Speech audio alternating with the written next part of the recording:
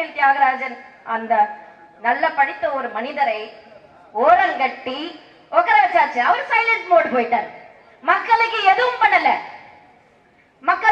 பண்ணல. எப்படி பண்ண முடியும்? இங்க மட்டுமா? அங்கேயும் தான். தூத்துக்குடியில போய் ஆய்வு செய்யறேன்னு சொல்றாரு. என்ன ஆய்வு செய்ய போறீங்க?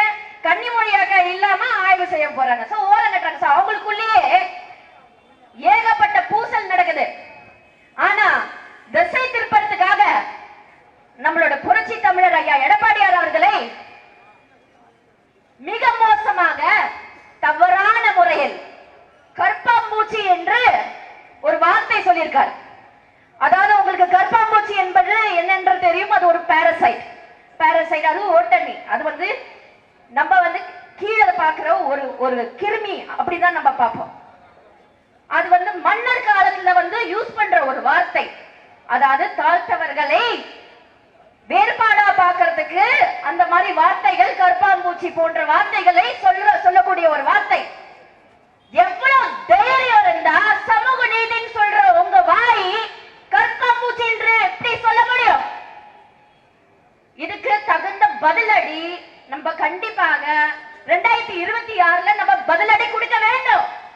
ஐயா எடப்பாடியார் அவர்கள் மீண்டும் ஆட்சிக்கு நல்லாட்சி கொடுத்து முதலமைச்சராக வருவார் என்று நான் அடிச்சு சொல்வேன். நான் ஒரு விஷயம் மட்டும் தெரிஞ்சுக்கோங்க.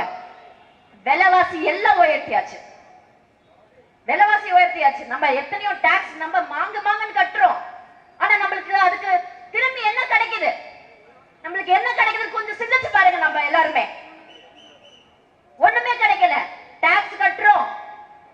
ப்ராப்பர்ட்டி ஏதாவது சொத்து வரி ஏத்திட்டாங்க, கரண்ட் பில் ஏத்திட்டாங்க, தண்ணி வரி ஏத்திட்டாங்க, எல்லாமே ஏத்திட்டாங்க. ஆனா சாலை இல்ல, பாதை இல்ல, எதுவுமே இல்ல. ஒரு தண்ணி, அதாவது தண்ணி குடிநீர் கூட வழங்க முடியாத ஒரு திருட்டு திமுக அரசு தான் இங்க நடக்குது. அதாவது மணல் கொள்ளை, அதுல கிங்கு. மணல் கொள்ளையில கிங்கு. அதே மாதிரி கல்குவாரியில கிங்கு. அதை தாண்டி மக்களுக்கு என்ன செஞ்சிருக்காங்க? அவங்க உயிருக்கு என்ன செஞ்சிருக்காங்க? அவங்க நல்வாழ்க்கைக்கு என்ன செஞ்சிருக்காங்கன்னா ஒண்ணுமே கிடையாது. அந்த 1000 ரூபாய்ன்றது ரொம்ப டுபாக்கூரான ஒரு வார்த்தை அப்படின்னு சொல்வேன். அந்த 1000 ரூபாய் வச்சு ஏமாத்து கதைகள் நடத்திக்கிட்டு இருக்காங்க. அந்த 1000 ரூபாய் எல்லா பெண்களுக்கும் போய் சேர்றது கிடையாது. அவங்களுக்கு தெரிஞ்ச நிர்வாகிகளுக்கு மட்டும் அந்த மாதிரி போய் சேர்ந்துட்டு நான் கொடுத்துட்டேன் அப்படின்னு சொல்றாங்க. பெண்களுக்கு மிக மிக எதிரான ஒரு அரசு எதுன்னா இந்த திருட்டு திமுக தான் என்பதை நான் சொல்லுவேன்.